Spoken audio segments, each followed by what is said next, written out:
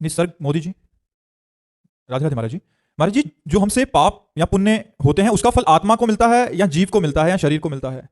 पहली बात तो आत्मा और जीव दो नहीं है, उसी को देहाभिमान के कारण जीव कहा गया, और देह भाव रहित होने पर वही आत्मस्वरूप है, आत्मस्वरूप वही परमात्मा स्वरूप है। ये मन और देह को भोगना पड़ता है। जो देह के द्वारा शुभ अशुभ कर्म होते हैं उनका पुण्य और पाप आत्मा निर्लिप्त है, मन को भोगना होता है, देह को भोगना होता है, आत्मा को नहीं। आत्मा निर्लिप्त है, निर्विकार है। हाँ, वो देह भाव को प्राप्त हो गया है, इसी बात के कारण उसको सुख और दुख का अनुभव होता है। यदि वो देह भाव रहित हो जाए तो अखंड प्रसन्नता उसके अंदर है।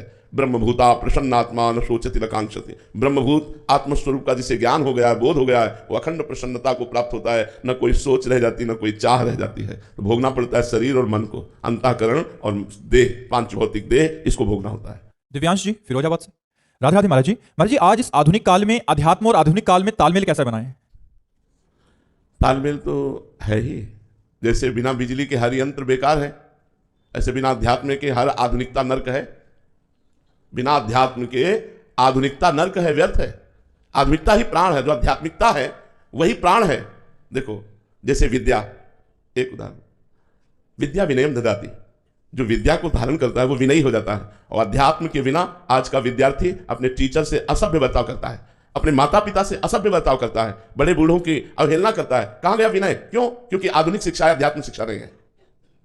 आज अध्यात्म लुप्त होता जा रहा है, इसलिए आधुनिकता नर्क बनती चली जा रही है।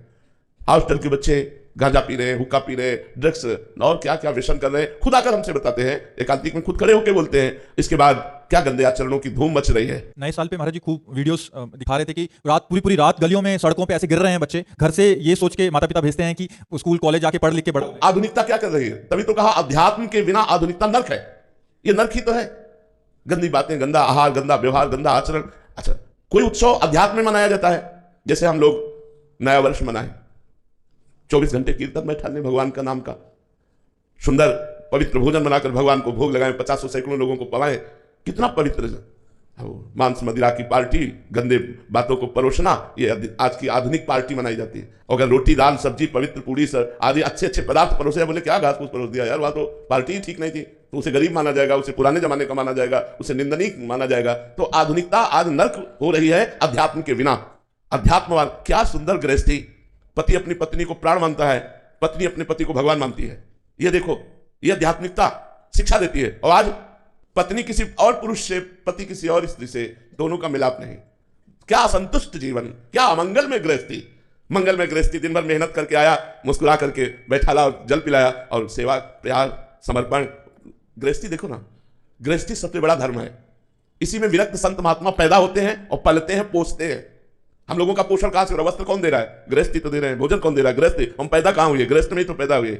हमारी व्यवस्था कौन कर रहे हैं? गृहस्थी लोग तो कर रहे हैं। गृहस्थी कोई छोटा मोटा धर्म नहीं। लेकिन आज जो धर्म भ्रष्ट आचरण हो गए, वही आधुनिकता बढ़ती चली जा रही है और अध्यात्म छुपता चला जा रहा है। तो आप देखो क्या हालत हमारे समाज की हो रही है। क्या समाज, नए नए बच्चे जो हमारे भारत के भविष्य व्यसन के अधीन होते जा रहे हैं, व्यभिचार के अधीन होते चले जा रहे हैं। ये हमारे भारत के भविष्य है। तो ये क्या हो रहा है? अध्यात्म के बिना आधुनिकता नर्क, और वही आधुनिकता अध्यात्म से जुड़ जाए तो स्वर्ग हो जाए, वही आनंदमय हो जाए। वही परिवार फूला फला आनंद में, घर में ठाकुर जी विराजमान है, अगरबत्ती की सुगंध आ रही है, और पत्नी बड़े भाव से अपने पति को टिफिन लगा करके ऑफिस भेज रही, बच्चों को स्कूल। क्या गृहस्थी आनंदमयी। भगवान का नाम कीर्तन, थोड़ी देर भगवान की कथा, नाम जब, आए हुए संत अतिथि का सत्कार। वो गृहस्थ तीर्थ है। अध्यात्म युक्त गृहस्थ तीर्थ है। अध्यात्म युक्त हर वस्तु धन्य है, और अध्यात्म के बिना सब नरक है। देख लो क्या नरक की दशा है। पर नरक में रहना ही अच्छा लगने लग गया। हाँ, ये नरक की कीड़ा जैसे नरक में अच्छा लगना, ऐसे ही संसार को ये आधुनिकता अच्छी लगती है। आधुनिकता अच्छी लगती है। बाहुल्यता हो गई है ना, तो हम देखते हैं कि सारे वैसा कर रहे हैं, तो हमें भी क्या दिक्कत आ रही है। तो अच्छा, जो एक दो चलने का प्रयास करते हैं उनका इतना उपहास हो जाता है, वो ऐसे ही उत्साहित हो जाता है। हाँ बिल्कुल, लेकिन सत्य पे चलने वाले उपहास और निंदा की परवाह नहीं करते।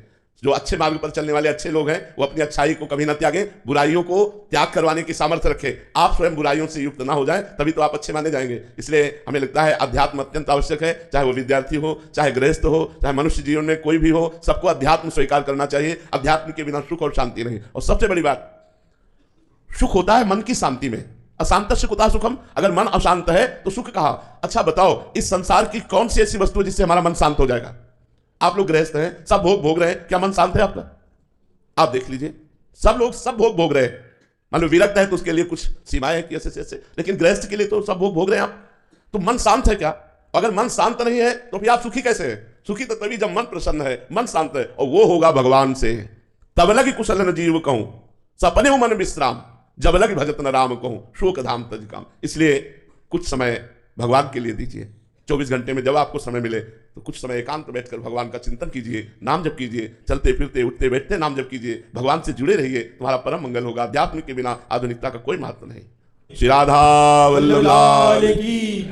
महक अग्रवाल जी, राधे राधे महाराज जी। महाराज जी, भगवान तो अंतर्यामी हैं, तो क्या उनको अपनी कामनाएं व्यक्त करनी चाहिए या वो स्वयं ही सब समझकर अपने? यदि आपको अंतर्यामी पर विश्वास है तो फिर प्रश्न या मांग कामना करने की बात आनी ही नहीं चाहिए, क्योंकि अंतर्यामी है, उनको पहले से सब पता है, तो ना मुझे मांगना है ना मुझे कामना करनी है।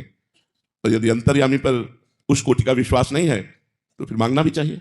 हम किससे मांगे? तुम्हें वो माता च पिता तुम्हें हो, तुम्हें वो बंधुश्च सखा तुम्हें हो, आप ही मेरे सब कुछ हो, तुम्हें हो विद्या द्रविणम तुम्हें हो, द्रविणम तुम्हें हो, धन भी तुम ही मेरे हो। तो अगर हमें भगवान से मांगना है तो सिर्फ भगवान से मांगे, किसी और से नहीं, तो हमारी भगवान मांग पूरी कर देंगे। क्योंकि भगवान ने अर्थार्थी को भी अपना भक्त कहा है। 4 प्रकार के भक्त बताए। आर्त भक्त जो संकट निवृत्ति के लिए भगवान का भजन करता है, अर्थार्थी भक्त जो भगवान से धन प्राप्ति के लिए भजन करता है भगवान का, और जिज्ञासु जो भगवान से भगवान को जानना चाहता है, और ज्ञानी जो भगवत स्वरूप हो गया है। तो यदि हम अर्थ चाहे तो ध्रुव जी की तरह केवल भगवान से चाहे, भगवान हमें तृप्त कर देंगे।